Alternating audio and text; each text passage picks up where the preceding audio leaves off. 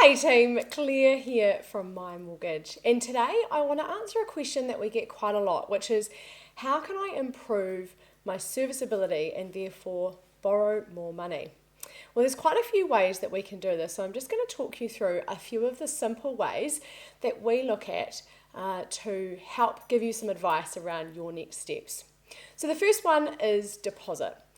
This one might be a little bit obvious, but essentially if you can increase your deposit, you can often borrow quite a bit more. One of the big things for banks is when you go from between a 15 and 20% deposit to over 20%, the servicing requirement or the amount of income that you need over and above your expenses will often change. So sometimes the difference between having 20% and having 15% is really considerable in terms of your borrowing.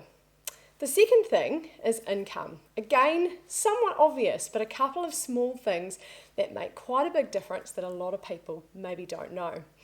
So if you increase your income, obviously that will mean that you can increase your borrowing. However, things like part-time work, increasing your hourly rate very slightly, increasing hours, even if it's only 5 hours a week more, someone going back to work, say after maternity leave, or even things like having a flatmate or a boarder, or having some other income that you might be able to bring in week to week. All of those things can increase your ability to borrow money.